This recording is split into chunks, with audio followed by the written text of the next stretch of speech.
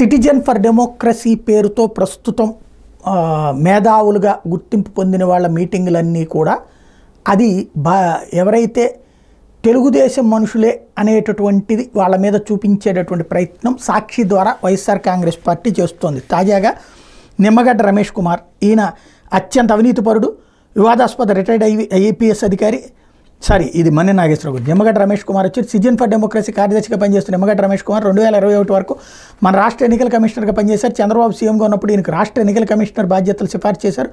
అప్పట్లో పంచాయతీల సర్పంచుల పదవీకాలం 2018 ఆగస్టులో ముగిసినప్పటికీ చంద్రబాబు రాజకీయ ప్రయోజనాలు ఎక్కడ దెబ్బతింటాయని నిమ్మగడ్డ అప్పట్లో వాటిని నిర్వహించలేదు.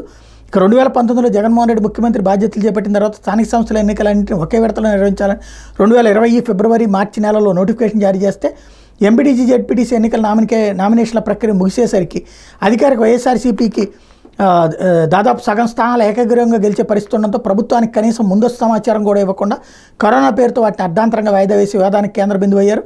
ఇక జగన్ ప్రభుత్వం తీసుకొచ్చిన వాలంటీర్లు గ్రామ సచివాలయాల వ్యవస్థ ద్వారా 4.5 ఏళ్లుగా రాష్ట్రంలో పింఛన్ల పంపిణీ సహా అన్ని ప్రభుత్వ పథకాలను ప్రజల వద్దకు తీసుకొస్తే Nimmagadda Ramesh Kumar citizen for democracy పేరున్న వాలంటీర్ల వ్యవస్థకు వ్యతిరేకంగా సుప్రీంకోర్టు, ఢిల్లీ హైకోర్టుతో పాటు రాష్ట్ర హైకోర్టులోని కేసులు వేసి ఈయన ఫిర్యాదు కారణంగా అవాతాతల పింఛన్లు ఇంటి వద్ద పంపిణీ చేసే ప్రక్రియ బ్రేకులు పడ్డాయి.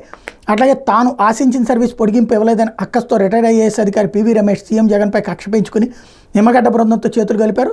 తాను మేధావి ఊహించుకుని ఈయన రిటైర్ అయిన వెంటనే సిగ్గు ఎగ్గు లేకుండా ప్రభుత్వ కాంట్రాక్టులు చేసి ఒక కార్పొరేట్ కంపెనీలో చేరాడు. తన పలుకుబడిని ఆ కంపెనీ కోసం ఉపయోగిస్తానని చెప్పి ఉద్యోగం దక్కించుకున్న ఈయన ఇప్పుడు ప్రజాస్వామ్య పరిరక్షణ గురించి చిలక పలుకులు చెప్తున్నారు అంటూ రమేష్ మీద తీవ్ర స్థాయిలో స్టోరీ రాసుకొచ్చారు. అట్లాగే మన్నె నాగేశ్వరరావు సిబిఐ మాజీ చీఫ్, ఈయన అత్యంత అవినీతిపరుడు, వివాదాస్పద రిటైర్డ్ ఐపీఎస్ అధికారి, దేశంలోని అత్యున్నత దర్యాప్తు సంస్థ సిబిఐ డైరెక్టర్ జనరల్గా చేరిన ఈయన యథేచ్ఛగా అవినీతికి పాల్పడ్డారు. బీహార్లో ఓ ప్రభుత్వ వసతి గృహంలో బాలికపై అత్యాచారం కేసులో దర్యాప్తు అధికారిని హఠాత్తుగా బదిలీ చేయడం ద్వారా నిందితులకు ఈయన కొమ్ము కాశారని తేలింది. ఈ కేసును ప్రత్యేకంగా పర్యవేక్షిస్తున్న సుప్రీంకోర్టు ఉత్తర్వులను బేఖాతరు చేస్తూ మరి ఈయన దర్యాప్తు అధికారిని బదిలీ చేయడం గమనార్హం. దీంతో సుప్రీంకోర్టు ఆదేశాలతో కేంద్ర ప్రభుత్వం నాగేశ్వరరావును సిబిఐ డైరెక్టర్ పదవి నుంచి తొలగించి ఫైర్ సర్వీస్ హోంగార్డు విభాగానికి బదిలీ చేసింది. నిజానికి నాగేశ్వరరావు ఏ పోస్టులో ఉన్నా యథేచ్ఛగా అవినీతికి పాల్పడ్డారు. ప్రముఖ ఇంగ్లీష్ వెబ్సైట్ ద వైర్తో పాటు జాతీయ మీడియా ఆయన అవినీతి భాగోతాలను ఎన్నోసార్లు బయటపెట్టింది. అప్పట్లో సిబిఐ డీజీగా ఉన్న అలోక్ శర్మ, ప్రత్యేక డైరెక్టర్గా రాకేష్ ఆస్థానా మధ్య విభేదాలు ఏర్పడడంతో మధ్య మార్గంగా ఎం నాగేశ్వరరావును సిబిఐ డైరెక్టర్గా నియమించారు. అప్పట్లో చీఫ్ విజిలెన్స్ కమిషనర్గా ఉన్న కేవీ చౌదరి అండదండలతోనే ఈయనకు ఆ పదవి దక్కిందనేది కేంద్ర హోంశాఖ వర్గాల సమాచారం. ఇక ఒరిస్సా రాజధాని భువనేశ్వర్లో ఫైర్ సర్వీస్ డీజీగా ఉన్నప్పటి నుంచే ఈయన మీద తీవ్రమైన అవినీతి ఆరోపణలు ఉన్నాయి.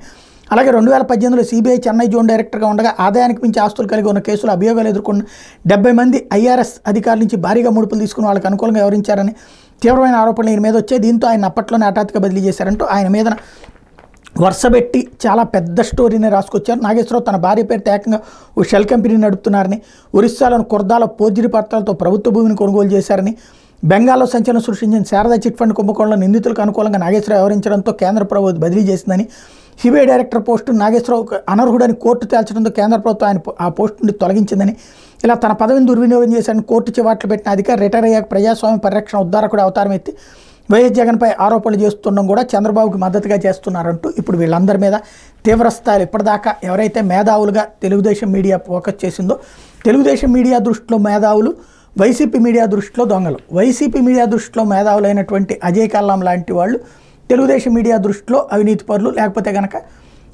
రాజకీయ ఇది బానిసత్వానికి పాల్పడుతున్నట్టు. కాకపోతే అందరూ కూడా రిటైర్ అయ్యేదాకా వాళ్ళ విధుల్లో బాగానే ఉంటారు.